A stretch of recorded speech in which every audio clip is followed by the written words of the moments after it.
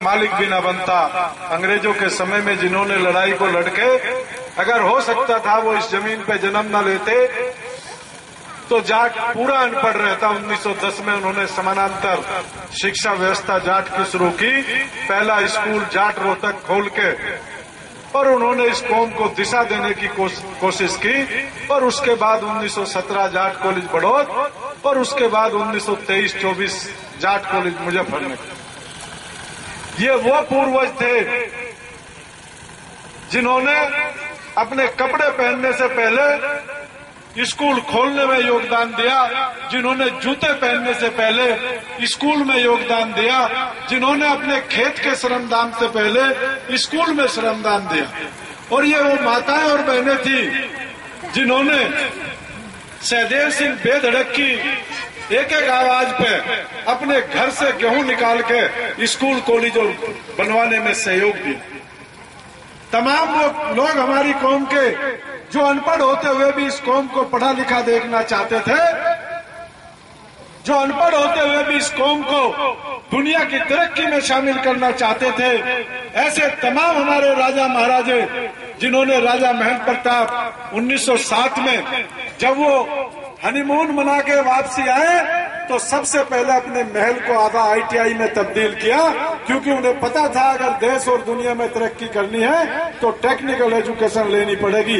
ऐसे राजा महाराजा जिन्होंने 1914 में इस देश को छोड़ के आजाद हिंद सरकार बनाने का काम किया, आजाद हिंद फौज बनाने का काम किया, ये तमाम आपके वो महापुरुष थे जो आपको इस देश और दुनिया में कलम के माध्यम से सबसे बड़ी ताकत देखना चाहते थे। लेकिन दुर्भाग्य, आजादी के बाद जैसे जैसे खेती में तरक्की आई हमने इसको आधार मान लिया, और जो हमारे पूर्वज चाहते थे कि हम पढ़ लिख के सबसे आगे बढ़े, हमने खेती के भाव को ही अपना एक मुद्दा समझ लिया कि इसी से हमारा गुजारा हो जाए। हमने ये नहीं समझा 100 बीघे जमीन, 200 बीघे जमीन, 5-6 भाई, जब इनके बच्चे और पोते अगर 2-2 भी होंगे तो हमारे हिस्से में क्या बंटवारा आएगा, वो हिसाब लगाना जाट ने कभी नहीं सीखा। उसने हिसाब लगाया देश की रक्षा का, उसने हिसाब लगाया दूसरे का पेट भरने का, और जिस जिसका पेट उसने भरा, जिस जिसका खेती में हिस्सा था, जैसे जैसे उसका काम निकलता चला गया, जैसे जैसे भौतिकता आई, वो आपको छोड़ के चला गया। आज कौन सी माता बहन ऐसी है जो सुबह उठने के सबसे पहले जिसकी निगाह गोबर पे नहीं जाती?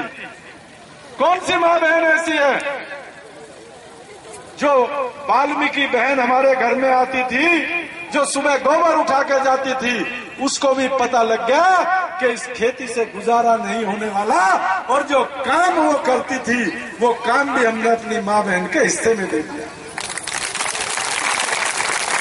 जो काम तमाम लोग बढ़ई नुहार करते थे उनको भी पता लग गया कि अब हमारा इससे गुजारा होने वाला नहीं, वो भी आपको छोड़ कर चले गए। उन्होंने भी कहा, चौधरी फसलाना तू ही रख, नगद जेब में हो ना तो मेरे पास आ जाना, नहीं तो जाओ।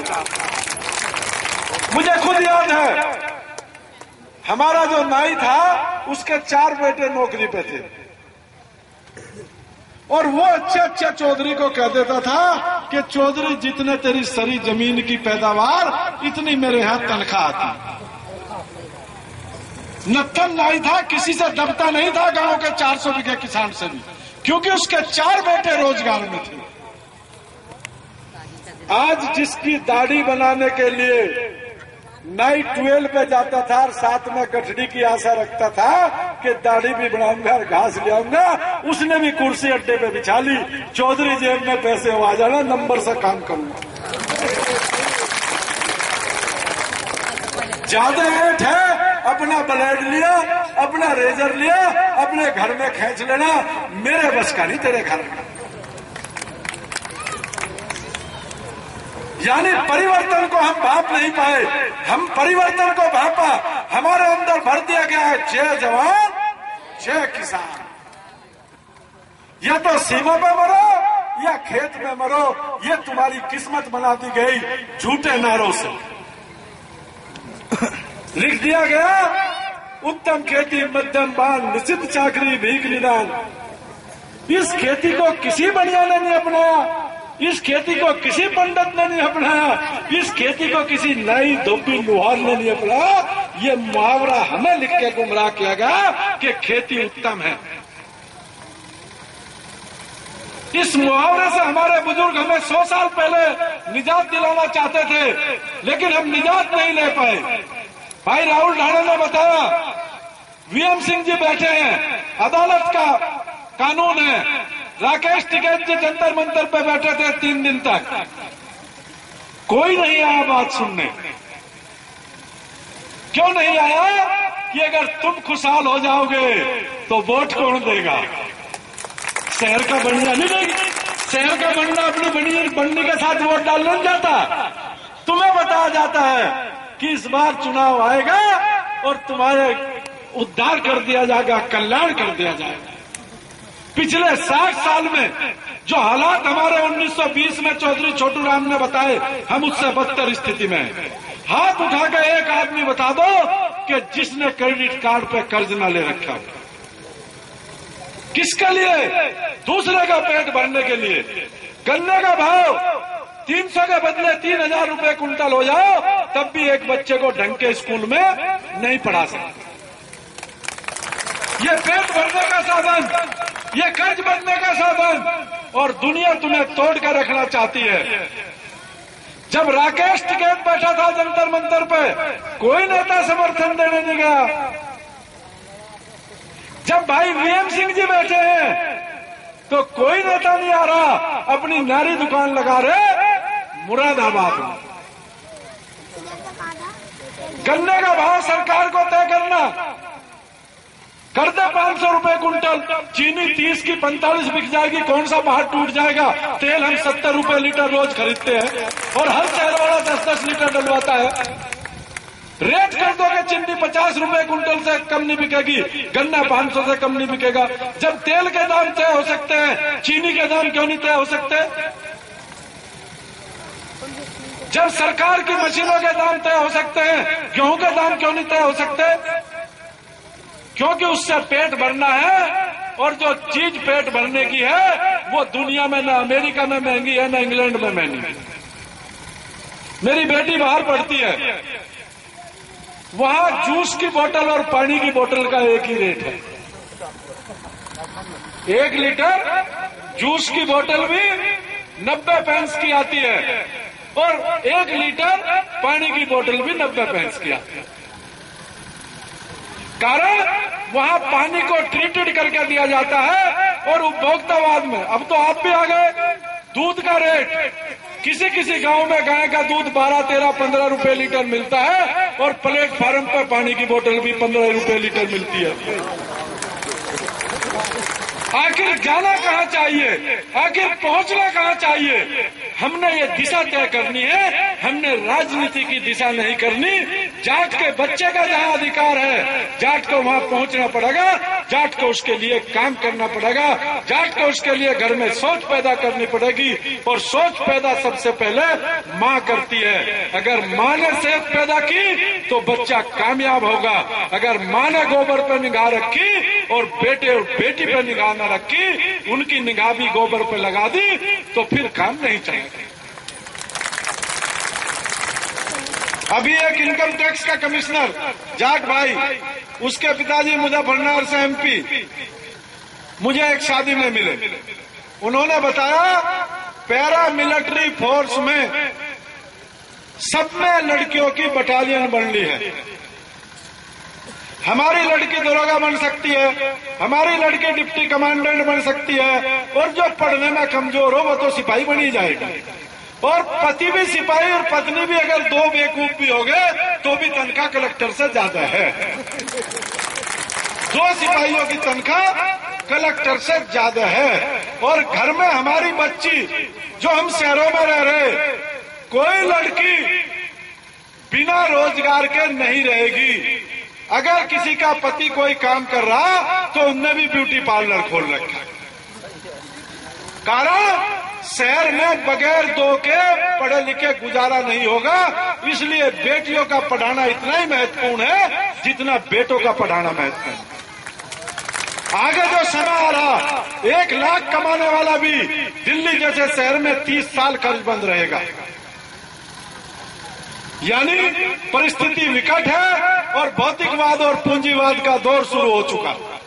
और अगर आपने अपने परिवारों को इसके अनुसार न बदला तो कोई कारण नहीं है कि आप कहीं खेतों में मजदूरी करते मिलोगे, कहीं रेलवे प्लेटफॉर्म पे झाड़ू लगाते मिलोगे, कहीं फैक्ट्रियों में सामान उठाते मिलोगे। ये इस बिरादरी की किस्मत मत लिखना। अगर आगे बढ़ना है, आरक्षण केवल उसका माध्यम है, आरक्षण केवल उसका माध्यम। हमें उसके माध्यम से फीस मिल सकती है, हमें उसके माध्यम से अच्छे कॉलेज में दाखिला मिल सकता है। और ये बच्चों यहाँ बहुत है, युवा साथी, मैं दाद देता हूँ आपके मुरादाबाद के सब भाइयों को और सब बहनों को कि आपने अपने बच्चों को इस मीटिंग में लाना शुरू किया। ये बदलाव का कारण है। हमारे यहाँ तो 60 साल से ऊपर का तो आता है, 20 साल वाला तो कोने पे खड़ा पान खाता रहता है, उसे पता ही नहीं कि भाई कोई काम भी चल रहा, तेरे भविष्य की लड़ाई लड़ी जा रही है। और देश में लड़ाइयां सब समय सब लोग नहीं लड़ते। जब महाराजा सूरजमल लड़ रहे थे तो आप नहीं लड़ रहे थे, जब राजा नाहर सिंह लड़ रहे थे तो आप नहीं लड़ रहे थे। अब आप लड़ रहे हो, इतनी तेजी से देश नहीं लड़ रहा। यानी परिवर्तन का कारक कहाँ का आदमी बनेगा जाए और कौन परिवर्तन लाएगा, उसका नाम इतिहास में लिखा जाएगा, उसको दुनिया भर के लोग याद करेंगे। इसलिए आप लोग जितने यहाँ है, जितनी मेरी माताएं बहनें और बच्चे यहाँ हैं, आप साधारण आदमी नहीं हो। आप वो लोग हो जो इस कौम की तरक्की चाहते हैं, जो इस कौम को बदलना चाहते हैं। ऐसे तमाम जगह पर आज देश में जम्मू कश्मीर से लेकर और गुजरात तक कहीं कम या कहीं ज्यादा बदलाव की लहर शुरू हो चुकी। मुझे बहुत लोगों ने चुटकुले बताए कि जाट जुड़ता नहीं है। मैंने कहा 5-6 जिलों का जाट है जिसकी बुद्धि खराब होगी, बाकी सारे जाट की बुद्धि ठीक है अभी। और उसकी बुद्धि खराब राजनीति ने की है। उसको यह बता दिया कि हमारा एमपी बन गया तो हम तरक्की कर जाएंगे। यही बता, कोई तरक्की नहीं करेगा किसी के एमपी बनने से। जो तरक्की करेगा उसको तरक्की के लिए अपने लिए मेहनत करनी पड़ेगी। तब कोई भी प्रधानमंत्री अगर ये चाहे कि उसका भतीजा 10वीं फेल है तो सिपाही भर्ती नहीं करवा सकता, आरटीआई वाला जेल भिजवा देगा। योग्यता पैदा करनी पड़ेगी, योग्यता लानी पड़ेगी। और लड़ाई ताकत से। मैं आंदोलन की अगर बात करूं, आंदोलन का अपना मिजाज, आंदोलन की रणनीति बनाने वाले सक्षम लोग। यशपाल मलिक आंदोलन की रणनीति नहीं तैयार करता। हमारी बिरादरी के तमाम पढ़े लिखे लोग, हमारी बिरादरी के तमाम ऐसे लोग जो आंदोलनों को हैंडल करते हैं, हमारी बिरादरी के तमाम ऐसे लोग जो पिछले 300 साल में आंदोलन हुए, हमने उनसे निष्कर्ष निकाला कि आंदोलन को कैसे चलाना, कैसे बुलाना। हमको ये नहीं कि हम आपको ये बताए कि हम आपको ऑर्डर देने हैं। हम आंदोलन की रूपरेखा अगर तैयार करते हैं तो आंदोलन की रूपरेखा की सस्टेनेबिलिटी, फिजिबिलिटी, यानी कि वो सस्टेन रहेगा, वो आंदोलन चलेगा, और फिजिबिलिटी में वो आंदोलन हम चलाने में सक्षम है या नहीं है। हमें जब इस देश को मुद्दा पहुंचाना था कम लोगों के माध्यम से, जब हमें पूरे दुनिया में ये बताना था कि हमारे साथ अत्याचार हुआ, तब भाई विजेंद्र जी यहाँ पे प्रमुख साहब हैं, ये पूरी रात पानी पे मेरे साथ थे, भाई जितेंद्र जी हैं। हम 540,000 में से मात्र 500 लोग रुके, लेकिन 500 लोगों ने 5,000 पुलिस वालों के छक्के छुटा के रखे और हमने कहा वार्ता होगी तो हेड छोड़ेंगे, नहीं छोड़ेंगे। एक पानी रोकने की घटना ने पूरी दुनिया को यह बता दिया कि जाटों के साथ नाइंसाफी है और जाट सड़क पर आने को तैयार बैठे। उसके बाद कॉमनवेल्थ गेम पे 78 देशों के खिलाड़ी आने थे। 13 सितंबर को देश भर में रास्ते जाम किए 62 जगहों पे। आप शामिल नहीं थे उन दिनों क्योंकि हमारा आपका संपर्क नहीं था। 62 जगह रास्ते जाम हुए। एक लड़के ने शहादत दी, एक जाट कौम के लिए भगत सिंह पैदा हुआ, भाई सुनील शोरान, और पूरे हरियाणा को यह बता दिया गया कि जाट की शहादत का मतलब क्या होता है, जाट की ताकत का मतलब क्या होता है। 2 दिन तक कोई बैंक, कोई पुलिस वाला 2 दिन तक जो हालात हिसार के थे, मैं ये बताता हूं कि अगर मैं उन गांव में आपकी तरह मीटिंग ना की होती तो मेरा भी बुरा असर था। मेरी गाड़ी जलाई गई, मुझे मारने का प्रयास किया गया दूसरी जाति के लोगों ने।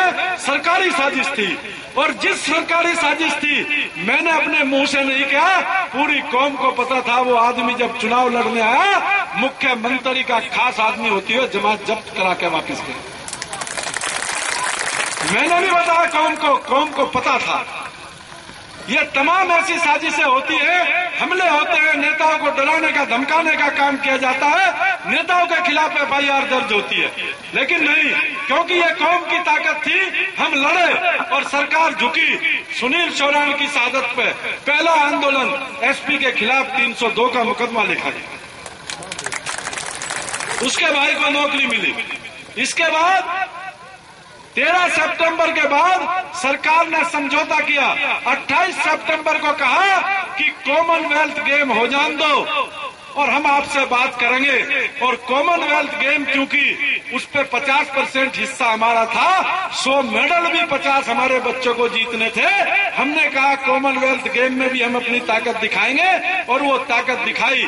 उसके बाद जब सरकार ने नहीं सुनी, 25-26 नवंबर की रात को मेयर सीओ साहब बता के आए थे कि अगली बार हम दिल्ली नहीं आएंगे, अगली बार दिल्ली तुम हमें बुलाओगे। और सरकार को मजबूर किया, हेलीकॉप्टर लेने अमरोहा है। ये आपकी ताकत थी कि आपने जिस तरह से देश में 15 रेलवे ट्रैक रोके, उसकी ताकत। ताकत का काम हमारा खत्म, ताकत का काम खत्म। अब था पर जनप्रतिनिधि जिनके हाथ में आरक्षण है, उनसे आरक्षण लेना। और उसकी योजना शुरू हुई, और उसकी योजना थी देश के 130 लोकसभा क्षेत्रों में धरने लगना। और सरकार को यह संदेश चला गया, कहीं पे 1 दिन धरना लगा, कहीं पे 5 दिन धरना लगा, कहीं पे 10 दिन धरना लगा, कहीं पे 50 लोग बैठे, कहीं पे आपकी तरह 5-7 हजार लोग बैठे, कहीं पे 10,000 लोग बैठे। सरकार को यह पता लग गया कि अगर जाट को आरक्षण न दिया तो 1977 वाले हालात हो सकते हैं, 1989 वाले हालात हो सकते हैं, 1996 वाले हालात हो सकते हैं। हम सरकार बदलने की भी नियत रखते हैं। अगर हम लोगों ने ठान ली तो हराने जिताने का काम भी हमारी ताकत है। इसी के तहत आंदोलन चला। आंदोलन का अंतिम चरण, क्योंकि हम लोग किसान लोग, खेती पे हम लोग निर्भर रहते, ज्यादातर हमारे भाई बहन इसी काम को करते हैं, इसलिए यह निर्णय लिया गया। सरकार को 25 तारीख को बताया गया कि प्रदेश सरकार की क्या मंशा। प्रदेश सरकार की मंशा चौधरी चंद्रपाल जी ने बताई।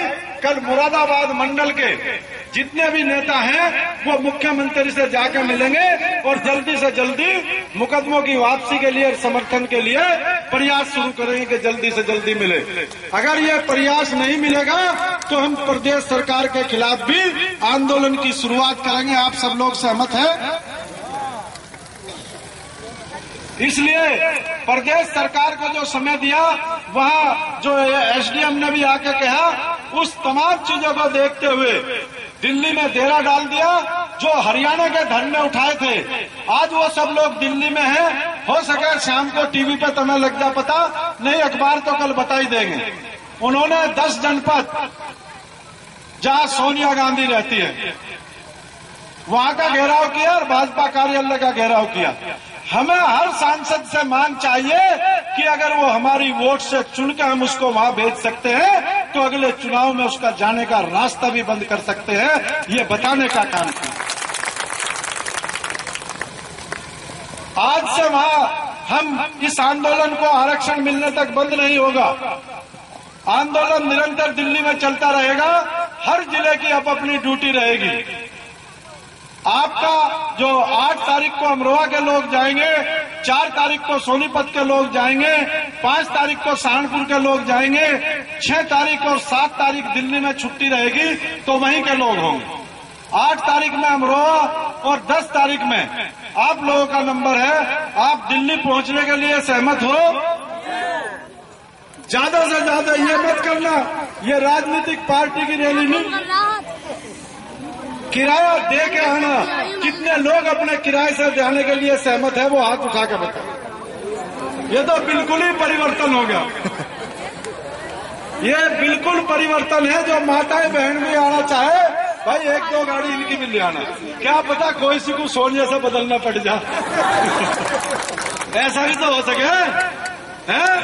भाई किसी को सोनिया की जगह बैठा दोगे, अपनी माता बहन को नहीं बैठाओगे तो वो भी काम करना पड़ सके। सुषमा स्वराज की जगह बैठानी पड़ जा, सोनिया की जगह बैठानी पड़ जा, मायावती की जगह भी बैठोगे कोई सी ये भी काम हमें करना पड़ सके। इसलिए दिल्ली का आंदोलन जारी। यहाँ खेत के काम की वजह से, सरकारी आश्वासनों की वजह से हम लोग यहाँ के धरने को स्थगित करके और दिल्ली की तैयारी अपने अपने नंबर पर जाएंगे। 31 तारीख लोग का चार्ट बन गया, 31 तक का। 31 के बाद जो सीओ साहब ने बना, 2 काम करने हैं। एक तो जितनी माताएं बहनें बैठी, जाते जो बच्चा पढ़ रहा हो और जिसको लिखना आता हो, उसको एक कलम देना और कहना अपने घर के बाहर लिखो जाट आरक्षण दो। 22 तारीख से पहले मुरादाबाद के हर जिले के जाट के घर के बाहर जाट आरक्षण दो लिखवा दो सीधे कलम से। ठीक, जो भी नेता आवे उसे बोल गेट पे के लिख रहा पढ़ के आया, मेरे यहाँ नहीं आ। चाहे प्रधान आवे चाहे सरपंच आवे, हर प्रधान से, हर जिला पंचायत से, हर प्रमुख से और सबसे समर्थन पत्र ले लो कि मैं आरक्षण में आपके साथ हूं, आपकी लड़ाई में आपके साथ हूं, चाहे वो आपकी जाति का चाहे गैर जाति। उसके बाद आपका यहाँ का एमपी कौन, अजहरुद्दीन, वो तो वहीं मिलेगा 22 तारीख के बाद। वो मिलेगा, यहाँ नहीं मिला, वो हैदराबाद में लौट रहा। लेकिन 22 तारीख के बाद संसद में आओगा, 20-30 आदमी यहाँ से आ जाइए और उसका फिर घेराव वही करेंगे, उससे वही लिखवा लेंगे। ठीक, अभी आपको 10 तारीख को आना और उसके बाद आंदोलन चलता रहेगा। दूसरा निर्णय ये लिया, मुरादाबाद और हाकिमपुर के लोग ये कह रहे कि भाई रेल जरूर रुकनी चाहिए, बहुत जोर से।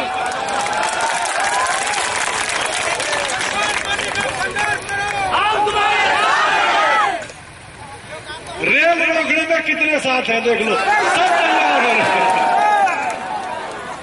अभी आपने 23 दिन रेल रोकी थी, अभी रेल का नंबर नहीं है।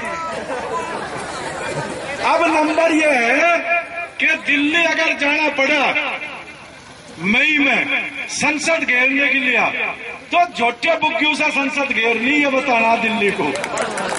तैयारी कर सको यहां से मार्च की, भाई झोटे बुग्गी ट्रैक्टर ट्रोलियों के साथ दिल्ली पहुंच सको।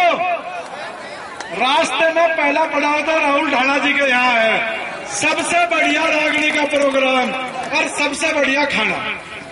देखो राहुल जी पश्चिमी उत्तर प्रदेश के बड़े किसानों में बड़े किसान के बेटे हैं, लेकिन आज ये महसूस कर रहे हैं कि अगर ये किसान खेती में न होते, व्यापारी में होते, तो हमारे घर में एक डीएलएफ बड़ा और पैदा हो जाता। गलत तो नहीं कह रहा जी, इससे कुछ नहीं मिलना, कितना ही बड़ा किसान हो, क्रेडिट कार्ड के बैंक के सामने खड़ा होना पड़ता। लड़ाई किसान की कोई भी लड़े, उसका साथ दो, चाहे भाई ऋषिपाल जी लड़े, चाहे वीएम सिंह जी लड़े, चाहे टिकैत साहब लड़े, लेकिन एक बात कह दो कि भाई नेता किसान की लड़ाई अगर लड़े, वो संसद के अंदर ज्यादा लड़े, बाहर कम लड़े। हर पार्टी की किसान विंग है, कांग्रेस का भी किसान मोर्चा, समाजवादी का भी किसान मोर्चा, बसपा का भी किसान मोर्चा, लोकदल का भी किसान मोर्चा, और किसान का भला फेर भी नहीं हो रहा। मोर्चे सबके, भाजपा का भी किसान मोर्चा क्यों नहीं हो रहे भले? क्योंकि हम लोग जहां हमें किसान के काम से पेट भरकर जो तरक्की का रास्ता था, इसलिए खाली किसान से पेट नहीं भरने वाला। आप लड़ाई लड़ो, हम किसी को मना नहीं करते। भाई वीएम सिंह जी पहले भी रेलवे ट्रैक पर बैठे, टिकैत साहब ने भी समर्थन दिया, और आगे भी हम लोग कोशिश करेंगे कि हमें भी जब समय मिले तो हम जाके सबको समर्थन देंगे जो किसान की लड़ाई लड़ रहे। मैं तो जब उस पे बैठे टोल पे तब भी मैं था। तो हम लोगों का काम क्योंकि मिलजुल कर चलाना पड़ेगा। आप सब लोग ये निगाह जमा लो, आप सब लोग तैयार हैं दिल्ली घेरने के लिए? 10 तारीख को अपने नंबर पर आना और उसके बाद दिल्ली घेरने की अगर जरूरत पड़ी, मुझे नहीं लगता जरूरत पड़ जा, लेकिन तैयारी रखो। गांव में रोज चर्चा रखो कि भाई झोटे को एक का नाड़ घी और पिया दो। भाई दिल्ली के नाम का तैयार कर रहे, राहुल के साथ कुश्ती करवाऊंगे इसकी है? तो इसलिए मेरा आप सब लोगों से निवेदन, इस लड़ाई को लड़े और इस लड़ाई को निश्चित रूप से हमारी जीत होगी। जो रणनीति हमने आंदोलन की बनाई है वो जीतने के लिए बनाई है। ताकत का तो मैं उस दिन भी बता के गया था, 2 बहन जिस दिन स्टेशन पर चली जाएगी इरादा करके उसी दिन रेल बंद हो जाएगी। रेल बंद करने में इतने आदमी की जरूरत नहीं है। तो इसलिए आप सबका बहुत बहुत धन्यवाद। सभी भाई अपनी कमेटी तैयार कर लें और कमेटी तैयार करके प्रमुख साहब जैसे लोग हमारे बैठे भाई साहब बड़े, सब लोगों से मेरा निवेदन है, सबका नाम मैं नहीं जानता, आपने मुरादाबाद को नई जाट एकता दी है, इसको बनाए रखना। और अगर ये बनी रखी तो 10-20 साल में हम लोग इस दुनिया पे कब्जे का प्रयास करेंगे, नौकरियों के माध्यम से, न कि तलवार के माध्यम से। जय हिंद, जय जय। यशपाल मलिक जिंदाबाद। सबकी आवाज नहीं आ रही भाई। यशपाल मलिक जिंदाबाद, सीओ साहब जिंदाबाद, जाट एकता जिंदाबाद। हाँ सब बहनों, हाँ जोड़ के सबको विनती, मुरादाबाद दिल्ली को जाने को नाम लिख दो, सबका नाम लिखा जाएगा, दिल्ली को जाने को तैयार।